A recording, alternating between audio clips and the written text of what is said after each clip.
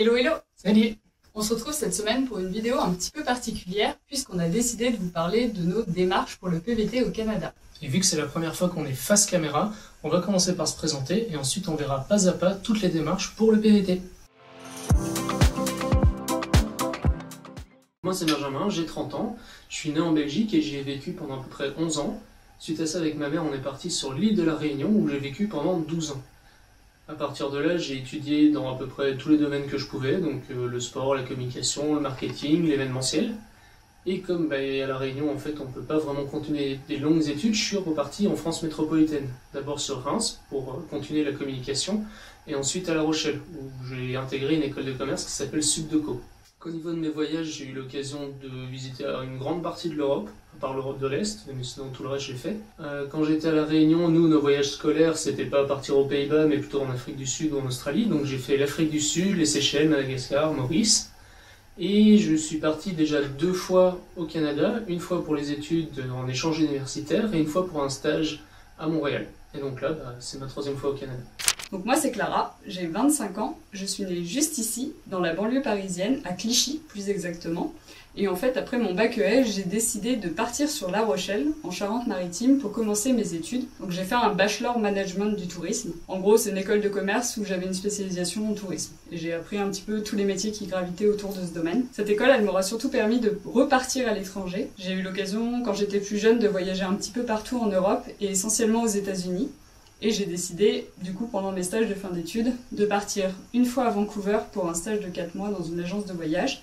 Et ensuite, je suis partie presque 1 an aux États-Unis pour travailler à Disney World. Pour la petite histoire, en fait, en 2019, on a eu notre remise de diplôme et avec Benjamin, on s'est un petit peu rentré dedans. Donc on a commencé à discuter et puis on s'est aperçu que lui venait d'être embauché dans une entreprise, moi je cherchais encore du boulot.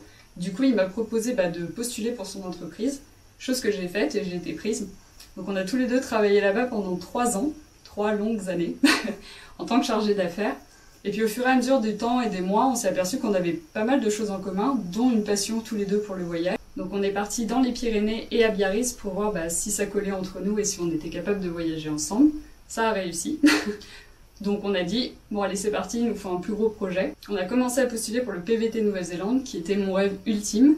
On a commencé les démarches en février 2020. Attention, c'est une date à retenir, puisqu'on a obtenu ce PVT 3 ou 4 jours après, je crois. Et 1 semaine après, Covid. Du coup, si vous avez suivi un petit peu l'actualité, la Nouvelle-Zélande a fermé ses frontières directement, donc il nous était impossible de partir. On a travaillé du coup pendant presque 1 an et demi à la maison, toujours pour notre boulot. Et puis on s'est dit, c'est plus possible, il faut vraiment qu'on trouve autre chose. On a un petit peu regardé sur les sites du PVT et on a trouvé le PVT Canada. C'était la destination parfaite puisque lui y était allé 2 fois pour ses études à Trois-Rivières et pour un stage qu'il avait fait à Montréal. Et puis moi, comme je vous ai dit, j'avais parcouru Vancouver il y a quelques années de ça maintenant. Et donc on a commencé les fameuses démarches pour le PVT Canada. Et c'est ce qu'on va voir tout de suite. Comment est-ce qu'on s'y prend pour obtenir ce PVT pour le Canada? PVT, ça signifie Permis Vacances Travail ou Working Holiday Visa en anglais. C'est un accord qui va être passé entre plusieurs pays pour permettre aux jeunes entre 18 et 30 ans, voire 35 ans dans certains cas, de pouvoir voyager et travailler.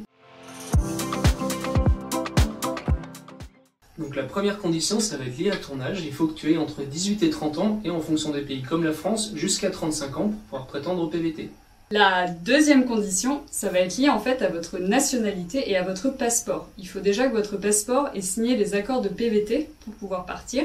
Et ensuite, il faut qu'il soit valable l'intégralité de votre séjour, voire plus. C'est-à-dire pour les Belges, c'est la durée d'1 an et pour les Français, c'est 2 ans. La 3e condition va t'être demandée quand tu arrives à la douane au Canada. En fait, ça va être une preuve de fonds bancaires où tu devras attester que tu as au moins 1 750 € sur ton compte, soit 2 500 $.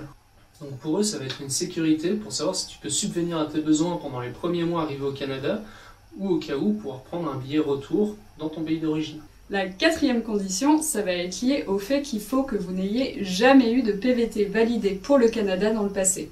Alors en janvier 2023, les règles ont un petit peu changé. Si vous obtenez votre lettre d'introduction mais que vous ne vous rendez pas sur le territoire pour le valider, vous pourrez recommencer les démarches à 0.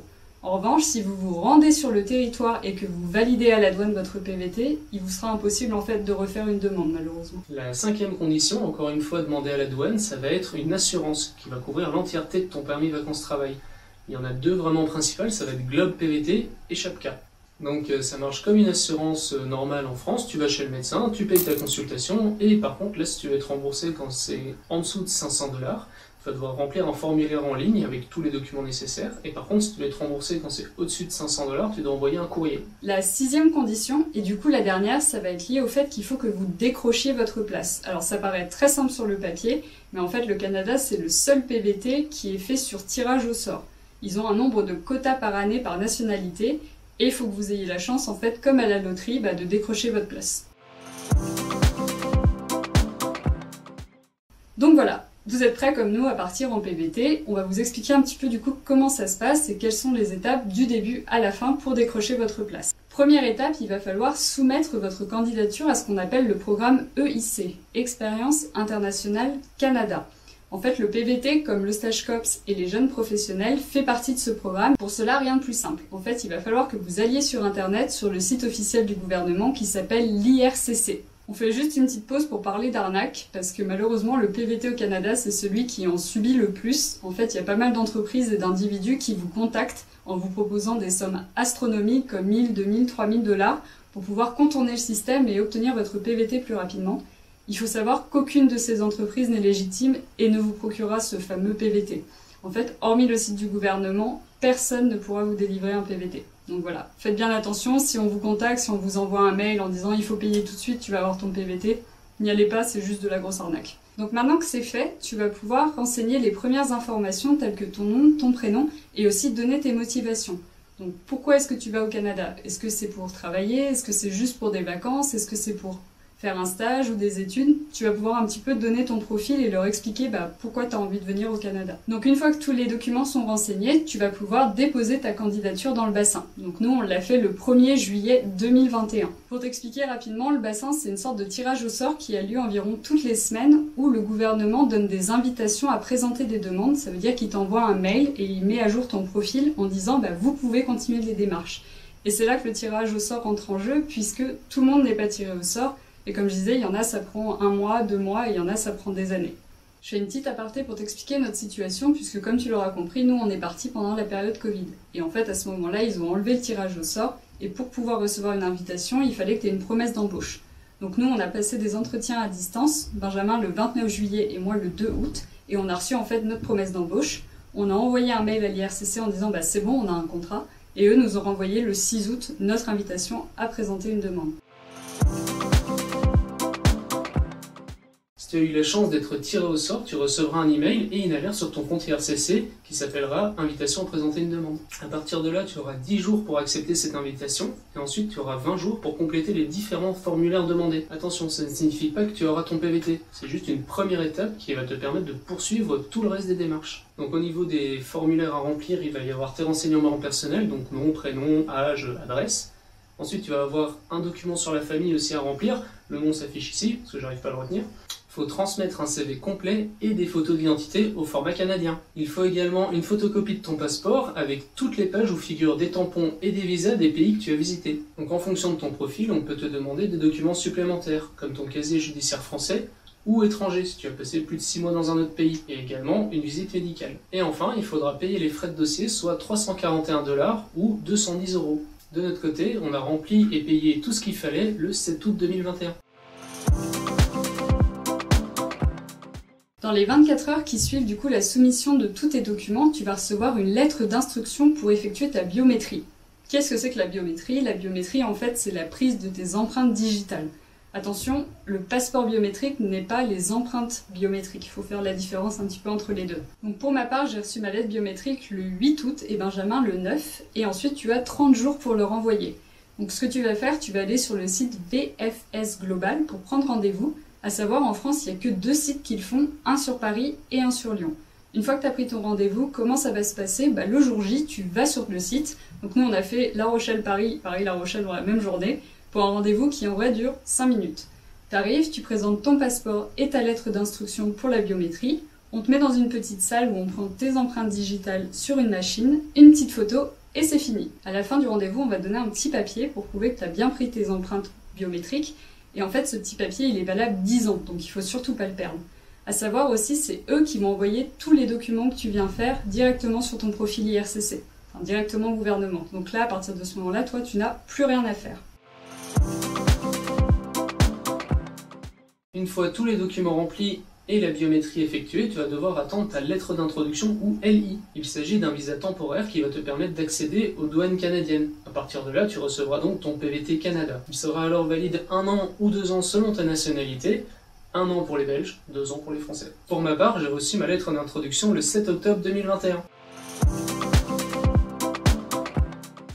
Donc comme l'a dit Benjamin un petit peu avant dans cette vidéo, il est possible que pendant l'attente, le gouvernement, l'immigration canadienne, te demande ce qu'on appelle des documents supplémentaires. Et ce fut mon cas. Donc comme vous l'avez entendu, il a eu sa lettre d'introduction le 7 octobre, et moi le même jour j'ai reçu en fait un papier en me disant « il vous manque des documents, si vous ne les fournissez pas en 1 mois, bah, c'est fini, vous perdez en fait votre place pour le PVT cette année. » Donc ce document qu'on m'a demandé, c'est ce qu'on appelle le casier judiciaire américain. En fait, il faut savoir qu'à partir du moment où vous avez vécu ou travaillé 6 mois à l'étranger, on va vous demander ce casier judiciaire. Que vous ayez fait un PVT en Australie ou comme moi, vous êtes parti travailler aux États-Unis pendant 1 an, on va vous le demander.